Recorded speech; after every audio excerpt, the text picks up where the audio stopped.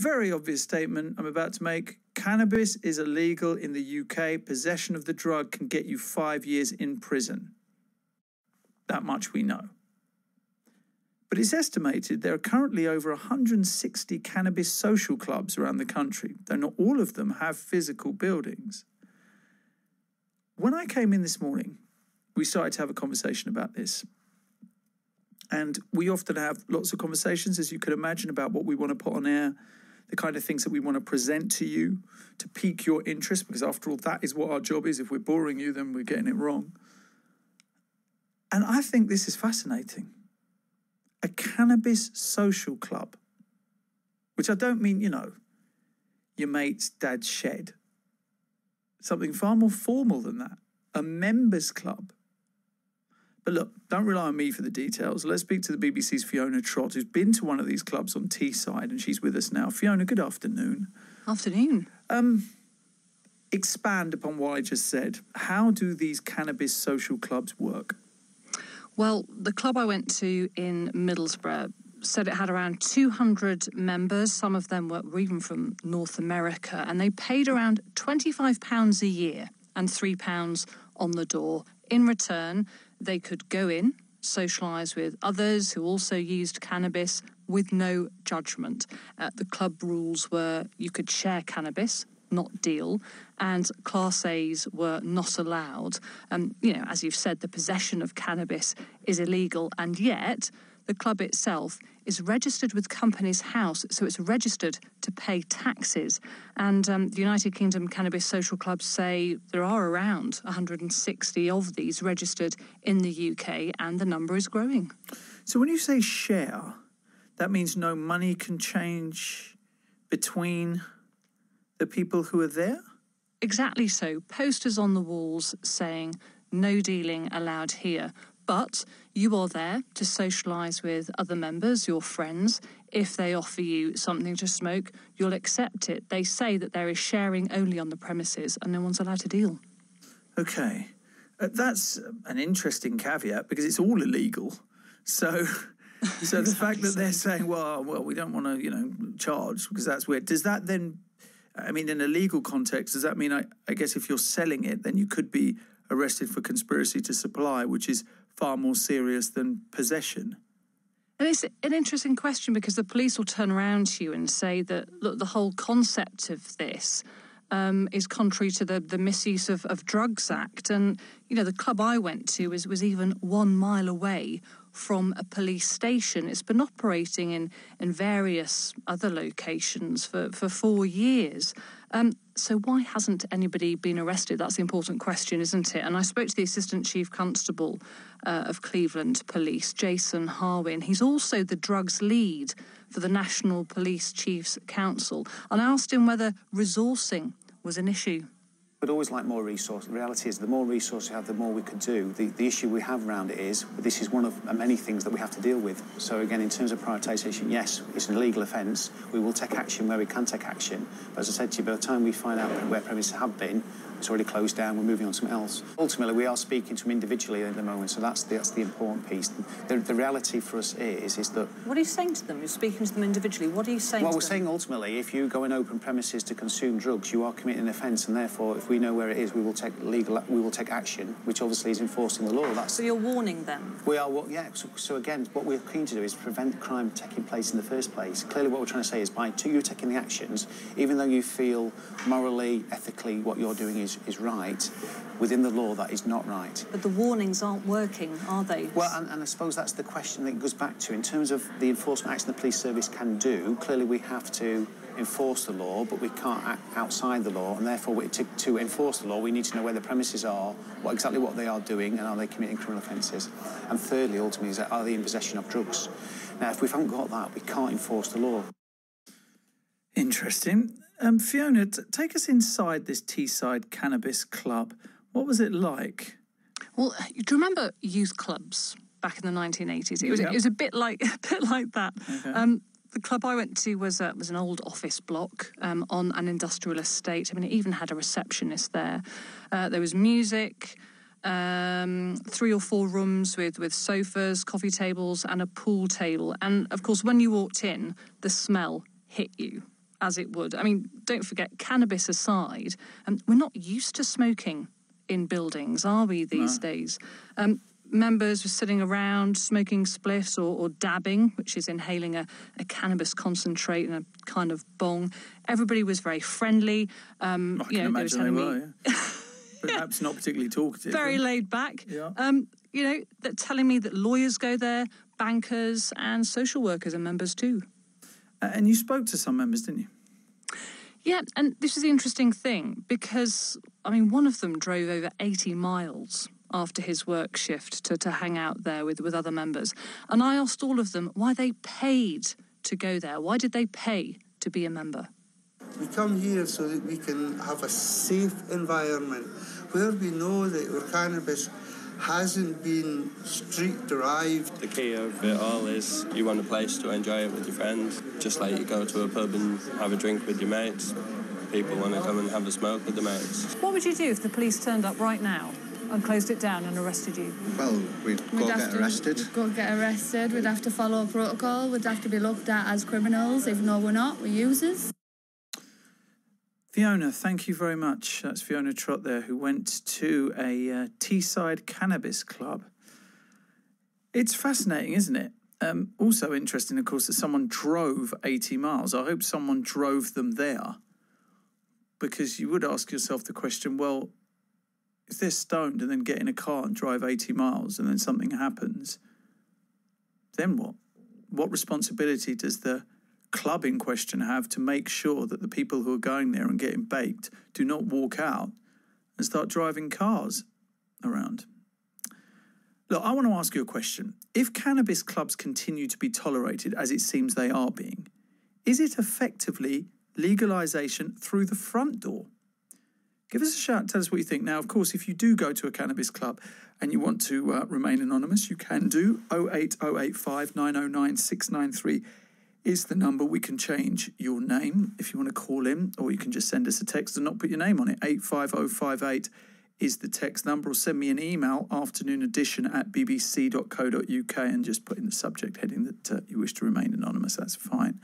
Michael Fisher joins us now and runs the Teesside Cannabis Club with his partner Christine Taylor. Christine, Michael, thank you for joining us. Yeah, all right. Hi. When did you set up this club? I founded the club in 2014. It was just after my father had passed away. I'd learnt about cannabis use for treatment of a stomach condition I had, and I'd learnt about the benefits that cancer patients were having using cannabis oil. So I formed the club basically as a response of my free time and in morning to try and help other people. How many of the people who come to your club, do you think, or how many of the registered members you have are there because of existing health conditions? And how many are there just to recreationally smoke cannabis? In the early days when I first founded the club, I would have said it was probably a 90% recreational crowd, 10% maybe medicinal.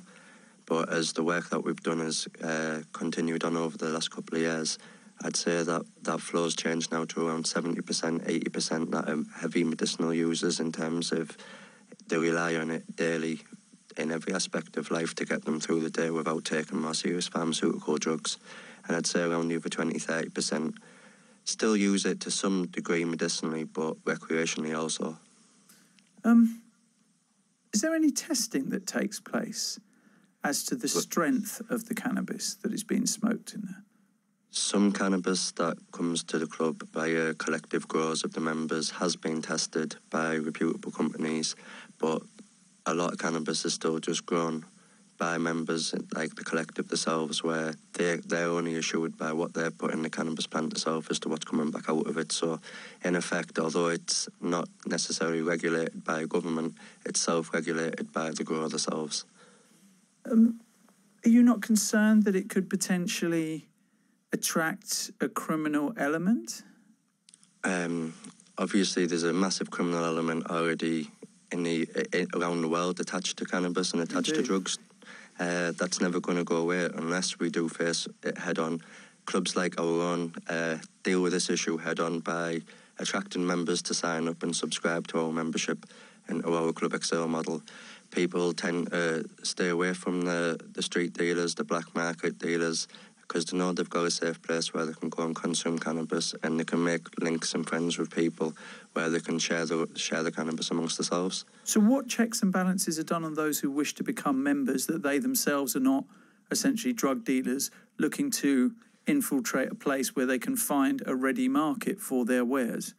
We work on a vouch system if you know an existing member. So a member that we've already got that's obviously been part of the club. We've got members now that have been part of the club for 3 years, obviously. So if they're bringing a member in, that's good enough with 2 forms of ID for us to take them on. All members, when they first come in, are on a probation period. And obviously it's like a family, so the members take care of the club themselves. They look after each other. If there's any issues, if there's anything that anyone needs to bring attention to, it's normally raised just like the old-fashioned men's social clubs used to be, I suppose, now where you would have a board or a committee. It's all raised and dealt with internally, and if there's a member that's been causing problems, their membership will be terminated. In terms of strangers that sign up online that don't know a member that need access to the club, we take 2 forms of ID, and once again it's the same vetting procedure once they come through to the club. We have no way of obviously being able to check if they do have a criminal record or what the true intent is, but we have people monitoring the situation. The club has CCTV in its rooms. It operates just the same as any other licensed premises would. It keeps a track of everything that's going on in there to try and minimise any extra legal activity that's going on without needing to be going on, obviously. Christine, what about the moral issue of illegality, of breaking the law? Well,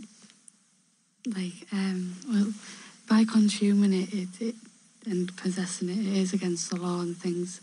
It's just something that's never going to go away. People are forced to use cannabis daily and break the law daily without a choice. Our club's giving people not necessarily a get-out-of-jail-free card, but it's giving people somewhere safe where they can feel they can go and consume cannabis without the fear of repercussions or judgment. And that's there will be important. repercussions potentially. I mean, if a police officer walks past and decides to enforce the law, then he can come in there or certainly wait outside and nick you, can't he? That's obviously understandable, but once again, I think this comes down to police priorities. Is it worth the police wasting taxpayers' money to come in there if somebody's consuming a small amount of cannabis that's going to result in a caution? At the end of the day, most people that consume cannabis, most people that use cannabis use it in moderate amounts. Most substances that are used in moderate amounts don't tend to cause problems and tend to cause issues. In the 4 years that the club's been operating in bricks and mortar, in the 5 years it's been in existence, we've never had no police complaints made, and we've operated from 4 different locations and been very public and visible in everything that we've done. You say it's minor, Micheal, but it is breaking the law. Now, you can't make a choice, surely, although that seems to be what's happening, about what laws decide to enforce and what people don't decide to enforce. The police are not deciding and making the laws. The police will enforce any laws that are being broken if there's evidence to suggest that the laws are being broken. But here you say, what you see on social media does not necessarily constitute a law being broken, and obviously, unless smoking marijuana is against the law, is it not? Smoking marijuana is, but without evidence to suggest that this is going on, obviously it's assumed that this goes on upon the premises, and the owner of the club obviously the clue might be in the title Teesside Cannabis Club. Obviously, yes, and this is what we're saying, but it's police resources, so is it worth the police spending... Right, so they are ignoring it.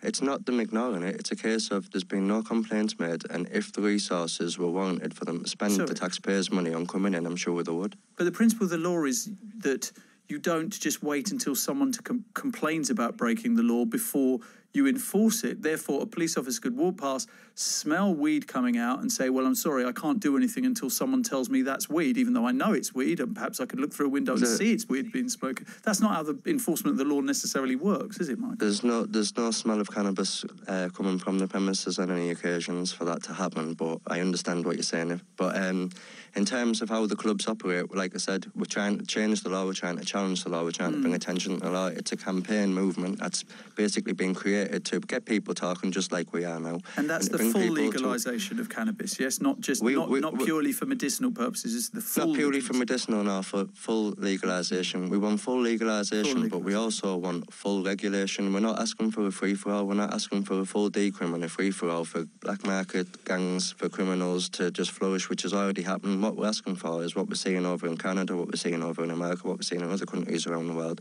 We're wanting to have full regulation where we can pay our revenue back into the system, and so we can benefit the schools, benefit the forces, benefit the police, benefit everyone, because this is a multi-billion-pound industry that's currently being handed over to criminals, and we're saying that we don't want criminals to be in charge of this. People like myself are trying not to be criminals. What we're trying to do is remove the stigma that's attached to this kind of thing. Okay, this is going on behind closed doors all around the world right now. Christine, what would you like to say? I would just like to say that by full legalisation of cannabis it would benefit us in so many different ways. There's medicinal value to it. There's social aspects to it. There's all sorts to the plant itself. It doesn't just benefit health. It benefits people socially. It is a big. It's a big benefit to society. To society. Yeah. Okay. Let's say. Wait, let me. I just want to bring someone else just to counter what you're saying here. Trina Whitaker is with us now. Trina, good afternoon. Good afternoon. Tell us what happened to your son. I've listened to this. I'm absolutely gobsmacked. My son started being ill when he was 17. He's now 44. He's got schizophrenia, and I am 100% sure that a lot of it is down to cannabis. Just to be clear, he also took LSD and ecstasy, didn't he? Yeah, but that was later. He started off on the cannabis. Yeah. And you can categorically say that there is a direct link between him taking cannabis and the schizophrenia that he developed, or is it an assumption on your part? No, he started taking cannabis, and we all walk a fine line. He could have had cannabis. He could have had schizophrenia anyway, but by taking the cannabis, it just went out of all proportion. So it exacerbated it, not created it. Yes. Okay. Right. But also, I do think that cannabis has a tremendous effect on mental health, and I can't see where it does well sociably at all. Right, but I guess you haven't been, nor would you go to a cannabis social club? Definitely not. Why not? No, I can't. But surely if you want to find out, Trina, surely you need to find out from both sides of it. I lived with my son taking cannabis for so many years and seen what it was doing to him. It was destroying him. And then eventually he did stop with lots and lots of support. And he's still on medication, but now, after the last 6 years and everything, I've got my son back. But why should the thousands and thousands of people who enjoy smoking cannabis day in or week in, week out, who do not develop what your son has developed, why should they be penalised because of it? And also, as well, it was pointed out by Martin, the criminality that underpins a drugs war that even some police and crime commissioners admit openly has failed. They've failed to beat this. But these are my opinions, my own personal opinions, and I find that it's really hard to understand that these clubs, cannabis clubs, whatever you like to call them, are going on. And the police, yes, they might be turning a blind eye because there's not enough resources out there. But all the trouble with our youngsters up and down the towns and the countries and cities all over England, all over the world, really, but a lot of it is down to drugs. So why not take the criminality out of it by legalising it and therefore not allowing criminal gangs to But it will never be fully legalised, will it? There'll always be the jack-the-leads out there that want to make money. Well, Trina, you should speak to Micheal. I mean, Micheal runs the Teesside Cannabis Club. I know.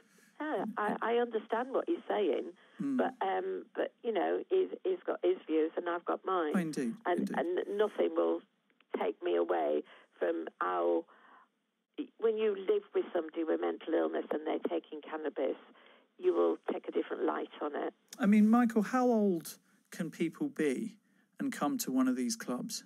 You have to be over the age of 18 to attend our clubs. I'd also like to just say, Trina, I'm sorry to hear about your son. It is very unfortunate what you're saying there. Does that not change your mind, Michael, what Trina has said? No, I'd like to just bring up a couple of things. Currently, the figures for for schizophrenia globally are affecting roughly 1% of the population. So if we look at 1960s to now in cannabis strength, the correlation of cannabis strength and schizophrenia should rise. What we're actually seeing is it's remained roughly around about the same at 1%. So if we were to double the amount of cannabis users on the planet currently, we would still only in effect see like 98% of the population would be unaffected by schizophrenia. It's still up in the air as to whether it's actually contested as to whether there isn't a direct effect between the relationship between schizophrenia and cannabis. If cannabis is a cause for psychosis, we would definitely see an increased risk in the strength of cannabis and the amount of cases of psychosis that have been reported, and that simply isn't the case. Trina? But the cannabis is a lot stronger now than what it used to be. It is, Trina. They have all the different additives and everything to it, and it's no good. No, that's false information, I'm afraid, Trina. Okay. I know that a lot of people tend to jump on cannabis and the cannabis bandwagon, but LSD is worse than a psychoactive compound. It's a hallucinogenic compound that acts upon the brain. And ecstasy is much the same. I feel that your son was always going to go down the route of trying to explore mind-altering drugs. Cannabis was the safer one in them options. If you're going to be choosing ecstasy and LSD to explore in your mind as well, that's also going to have risks. I think that any studies that are suggesting that cannabis is directly linked to psychosis and schizophrenia need to also look at contributing factors of other drugs and other substances that have been used throughout the relationship with that person, and also family's mental health, etc. Michael, we just heard an interview, and Fiona Trott said that someone drove 80 miles to come to this, not your particular one, or maybe your particular one. And I found that interesting because what duty of care do you have? At Teesside Cannabis Club, we offer a safer driving scheme, where we'll have designated drivers that don't consume cannabis that will provide lifts. We have taxis. Are they within the premises of the social club? No, they're just called upon when they're needed. We also have electric bikes that are available for hire for people that live within a 15-mile radius. And we also... Is that safe for someone who is intoxicated with marijuana? I think anything other than walking. It's a pedal bike, and it's an electric bike, and obviously... I think you're just as dangerous in a pair of trainers as you would be on a pedal bike. I've never seen anybody harm themselves. You can go a lot faster on a pedal bike, Michael, than you can,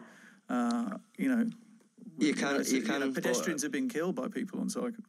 You can, but once again, we don't have anybody leave the premises in an incoherent state. You don't have anyone stoned leaving a cannabis social club? People leave the premises stoned, but they certainly don't leave the premises and jump into a car and get behind the wheel of a car, jump on a bike. How can you ensure that? How can you ensure that? We monitor every single person in that club. We're constantly watching people to make sure that they're not like over-consuming, they're not having too much of anything. They're not We've got a lot of people with anxiety issues. We've got a lot of people that suffer really bad with autism. How do you police? Oh, go on, Trina. Sorry, butting in. Sorry. Go on, Trina. No, go on. If you've got anxiety, people with anxiety, mental illness, the cannabis is not doing them any good whatsoever. We've actually got letters from people's doctors, from members' doctors, and we've actually got 2 letters from people that have attended, not the actual job centre, but the people that are in charge of the ESA that state that they should attend the Cannabis Club on at least 2 occasions out of the 4 nights a week it's open for their own mental health and well-being. These people have previously been withdrawn in themselves, they've been prone to self-harming or delusions. Since they've found themselves to be part of a community and part of somewhere where they can be accepted and consume cannabis and control. Well, we're going to beg to differ. Trina, can I just very quickly ask you, because we're going to get to news in a moment, but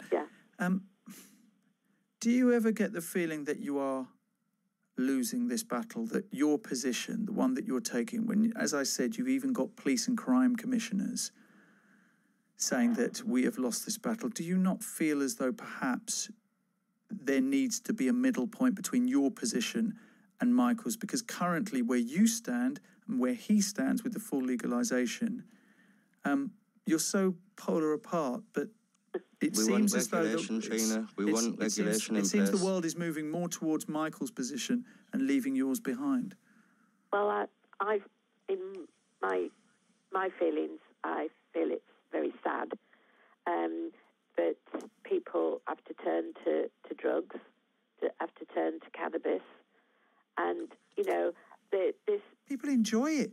Not everybody who smokes weed, Trina, ends up with mental health issues. Some people enjoy it, just like some people enjoy a glass of wine, or they enjoy playing five-a-side footballs. For some people, moderation is key. That is the way that they unwind. Yeah, all right, we're going to beg to differ, but I'll stick to my way, and we'll see how it pans out. See what the long term... I wish you all the luck with your son as well, Trina. I hope he continues to make the progress that he's making. I wish you luck in a, half-hearted way, I suppose, if I'm honest. But you don't know what the long-term effects are going to be on all this. And if they bring, if it is... There is harms associated, Trina, but what we want is harm reduction measures. What we want is full regulation. We want regulation in place so we can have harm reduction measures in place. We can have education right from the ground, right the way up. We don't want this to be a case of where people are blindly just following people blind. We want people to be educated. Trina, we're running out of time. Just very quickly, go on, Trina, ask that question. How much do they smoke in a night? Pardon? How much do people smoke in a night, Michael? Well, at that club, individually, everybody's different. That's like asking how much do people drink in a social club. But wait a minute. But you were clear, weren't you, that you would stop people from smoking? Yes, well, what one person smokes that might be too much for one person isn't enough for the other. What we do is we monitor people in between people smoking and people eating and people drinking.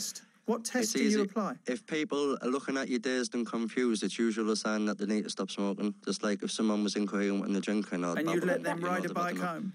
No, we wouldn't let them. We take them into a separate room where they get some fresh air. We give them a sugary drink. We give them some chocolate. We sit them down for an hour or two, and once they feel safe and they're ready to leave, then we'll get them some public transport, either a taxi or a bus, or if they are, like I said, not in a state where we wouldn't be concerned about them hiring a bike, we would lease them a bike. Okay, Michael Fisher and Trina Whitaker, thank you. Lots of text coming in. This 85058 is the text number. Michael Fisher runs the Teesside Cannabis Club with his partner Christine Taylor. If you have any questions for Michael, then please do get them to us on the text. Right. Alison, my apologies. It's now 24 minutes to 2, and here's Alison with the news headlines. On digital, BBC Sounds, smart speaker and online. This is BBC Radio 5 Live. So here's the thing. Good afternoon, by the way. It's Nahil. It's 19 minutes to 2. Here's the thing. Cannabis social clubs.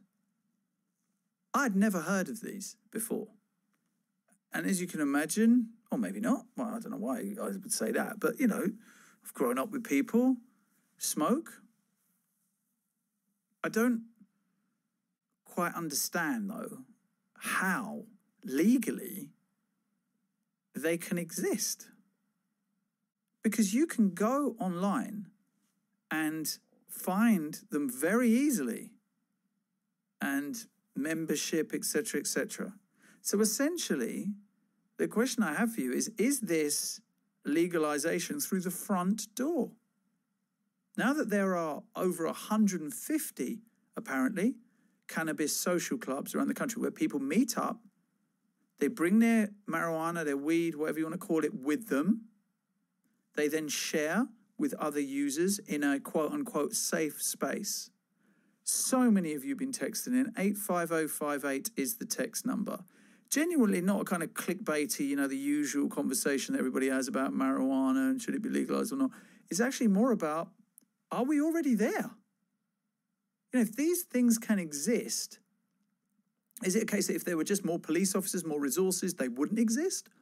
Or is it actually an admittance by the police, certainly, that the war on drugs is not being won, it will not be won, therefore, we might as well allow those people who wish to smoke marijuana, not create any static, to go and do it, rather than feeding criminality. Sean Moore on Twitter said, as mental health professional of over 30 years, this man, talking about Michael Fisher, who runs the Teesside Cannabis Club and is a guest on the show, alongside his partner Christine Taylor. Anyway, this man is talking absolute rubbish. Cannabis not only can cause psychosis for some, but also the sheer draining life energy out of habitual users. Depression is a bigger side effect. But as Sean Micheal pointed out, it's in moderation. Who says what is moderation, I guess? I'm 32, professional, a higher taxpayer, says this texter, and suffer from anxiety. I smoke cannabis regularly and find it relaxes me and calms me. I would vote for full legalisation and regulation of the industry, which is what Michael Fisher is asking for. Paul in York says, people trafficking and weapons smuggling happen everywhere in the world and generate billions for criminals. Should we legalise those things as well to take them out of the hands of criminals? Well, Paul, the point with that is, of course, is that you can argue that if you legalise marijuana use for private individuals, they're not doing harm to anybody else. If the supply chain is legal, paying taxes is like any other business, like the alcohol business, for instance. What's the problem? Weapons smuggling and people trafficking, clearly huge amount of victims associated with that. Victims who have no control, especially with people trafficking over their own destiny. Whereas with this, you're talking about grown adults making a decision for themselves. Just putting that counterpoint to you, Paul in York. Chris in Rotherham said the cannabis clubs are also breaching council laws on smoking in an enclosed building. Michael, that's a good point as well. How do you get around those? Michael? Use and smoking in enclosed buildings. Obviously, it is technically another regulation, another issue that we've got. We follow the Spanish model in terms of the same kind of extraction systems they use in the Spanish model. That's what we have installed in the clubs around the UK to try and clear some of the air. Well, not clear some of the air, we clear all of the air. And it's regenerated with fresh air on a regular basis. So that's all we can say. All we can do is make it as safe as we possibly can, and we follow regulation that we see in other countries and what they've done in other clubs and in other models to make sure that we abide by what they're currently doing in Europe. Okay. Obviously, Amsterdam's a different kettle of fish, but in Spain they have a very similar system to what we're currently trying to operate under. Right, so if you're just tuning into 5 Live, and you think, oh, gosh, maybe with the US midterm elections, I haven't realised that they've just legalised cannabis in this country and Nihal's having a good conversation about cannabis social clubs. No, that's not the case. It is still very much illegal in this country, and the possession of the drug can get you 5 years in prison. But it is estimated that there are over 160 of these cannabis social clubs in the UK. Hardyal Dhinsda joins us right now, who's the Police and Crime Commissioner for Derbyshire and the National Lead on Drug Use. Hardyal, very warm welcome to 5 Live. Thank you. Why is a blind eye being turned to these clubs? It's interesting. I mean, I didn't even know about cannabis social clubs until about 6 or 7 weeks ago. And what I understand is that the risk and threat that policing has to always think about appears not to have generated any action by police forces up and down the country against cannabis social clubs. And having been sceptical about them, I understand they are membership organisation.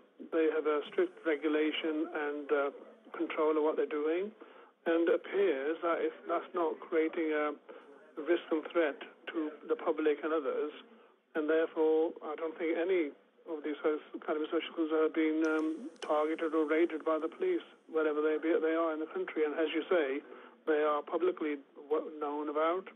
You can find out about them on the internet. Yeah, you don't need to be D.I. Tennyson to try and find one of these by any stretch of the imagination, Hardyal.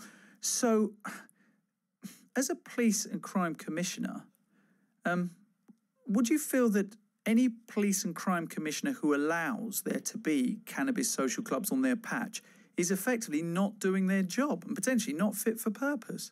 Yeah, interesting question, that one. This is a Police and Crime Commissioner has put the set policy and the priorities. Operational delivery of policing is the Chief Constables, who are advised by the National Police Chief Council about how they tackle all kinds of criminality. So it's up to individual Chief Constables to see how they do that. So that is always a prioritising that's going on. I would not want to condone any kind of criminality, and at the moment, cannabis possession and use is against the law. So I'm not wanting to sort of say that, oh, it's okay, free for all. I'm intrigued by the concept that cannabis social clubs do exist, they appear to have a membership, and from what I understand, 60% of members are using it for medicinal type purposes, and 40% are sort of more recreational users. But they seem to provide a way of actually, and I think there's no. I guess there's no real way of knowing that, really. I don't know that. I'm saying this is what I heard. So all I want to do, I don't want to condone any sort of criminality, but I do need to see how we can actually have an adult conversation about whether there is a place for cannabis social clubs in how we tackle issues to do with drug use and demand. And we know that the police enforcement and the war on drugs you mentioned earlier, we're not winning the war on drugs. As we know with prohibition of alcohol, that didn't work. And as we know with tobacco, through education and regulation, we've had more success than actually leaving it free for all. Do you think it's then only a matter of time until we legalise cannabis?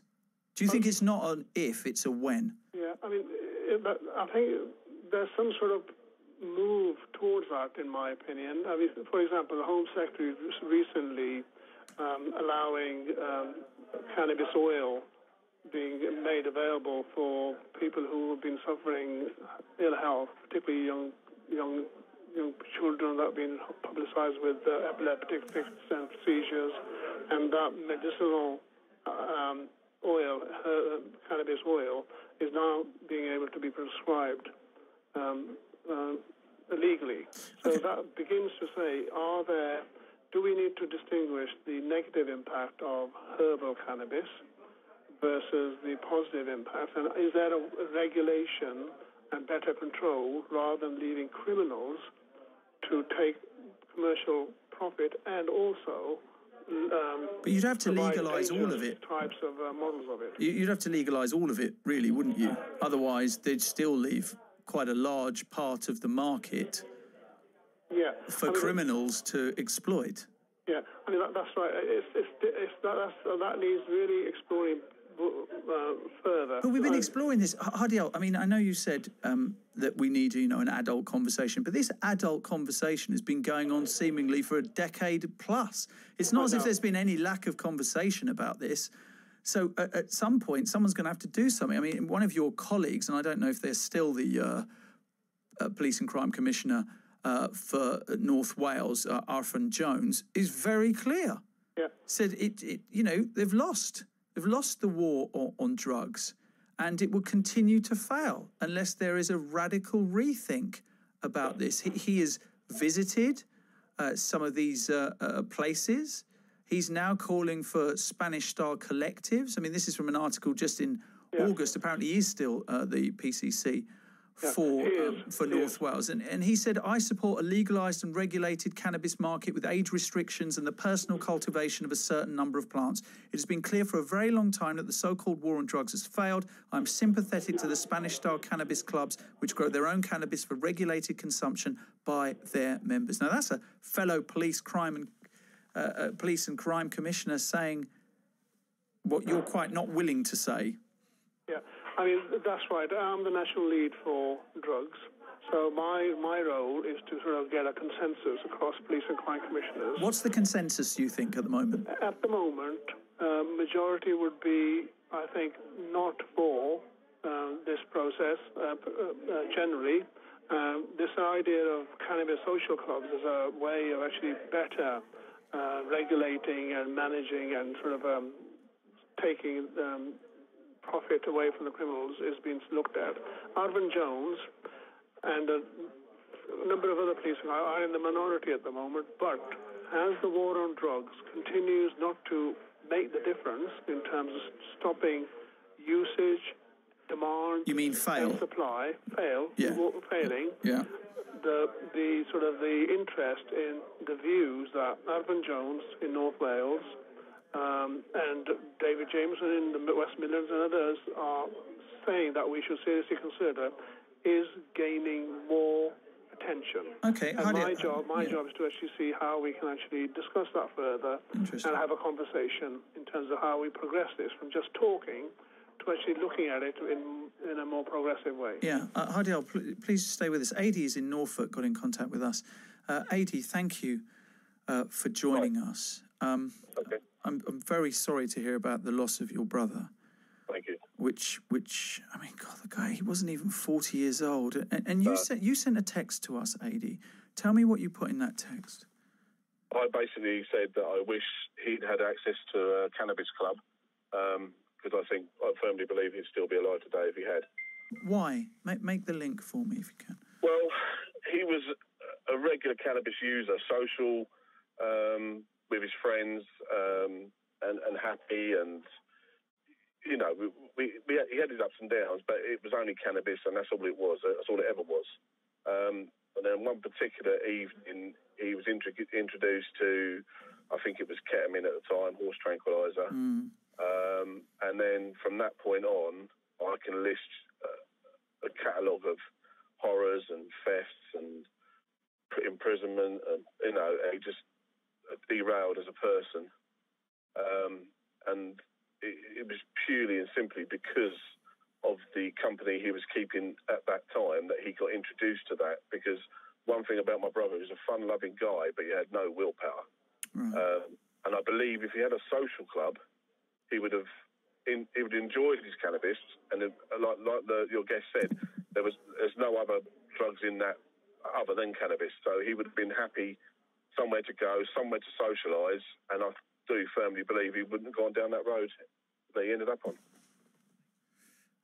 I think that's counter to what a lot of people will think, isn't it, Adi? Because some people argue that cannabis is a gateway drug to other drugs. Of course it is. Yeah, it is. I mean, because it opens up doorways to other people. But if you're mingling with the people and you're socialising within that environment, I don't believe the other drugs are readily available. I mean, it all comes across when they go to the dealers and, well, I've got some, but I've got this. Do you want to, you know, I can try a little bit of this, you can try a little bit of that, and then without the willpower, you just fall by the wayside. So it's not so much the drugs. I think this is a very interesting take on this, Adi. It's not so much a drug; it's the company that you keep with the drugs. I believe so. I believe I've got friends that smoke it regularly and never ever touched anything else. And to be fair, honest, they don't even smoke in the normal sense. Oh, right? Yeah. I know people like that. Too.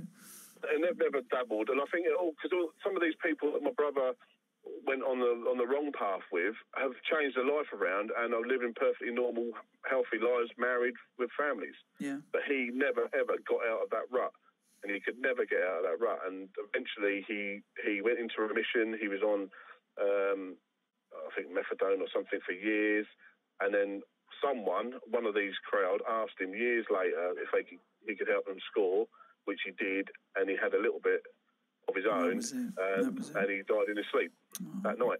Adi, thank you for coming on to share your thoughts with us, and again, my deepest condolences.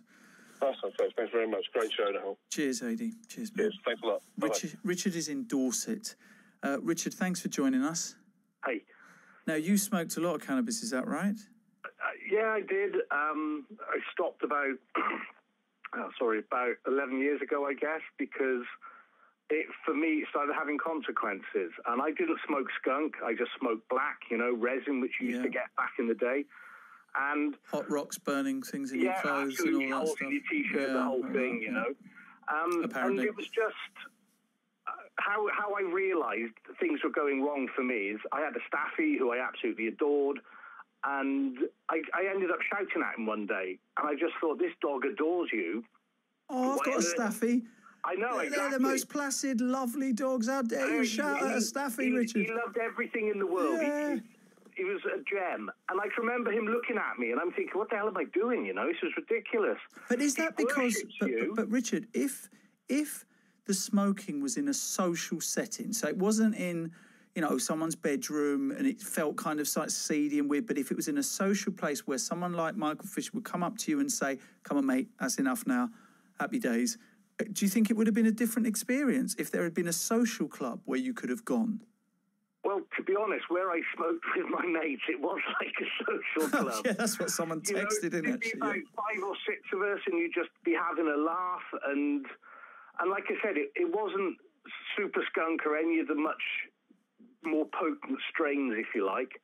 It was just resin black, and it was great fun. But I had my time with it. I enjoyed it. I don't drink alcohol. Like I said, I had lots of fun, lots of laughs, but I decided... But not moderation, but not in moderation. And that's another point Michael made about moderation. Do you feel... And I'm sorry, just to butt in. Of course, Richard. The boy that was on in front of you then, AD, I mean, it's just tragic. Yeah, of course. But also scoring was exciting.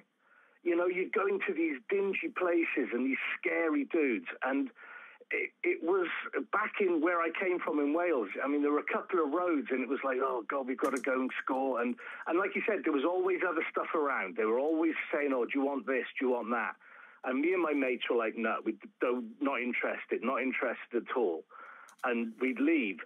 But that kind of side of it, and kids, I think, you get off on that. It's dangerous. You're 15, 16, it's like, whoa, my parents would kill me. But I don't know if it's a gateway drug, but it does expose you to other stuff. And let's be honest, if it's homegrown in this country under lights or whatever, fair enough. Okay. But people always suffer when it's imported, somewhere down the line. Richard, we've run out of time. We've got to leave it there. But just the last point from... Good to speak to you, Richard. Michael Fisher, last point from you then. How long do you think it's going to be? And you've only got about 25 seconds until you get what you want. I think within the next 5 to 10 years, definitely we're going to see it come. And the government are already making the first steps with medicinal. I think we're going to see recreational in the next 10 years. Interesting. Michael and Christine, thank you very much indeed for joining us this afternoon on 5 Live.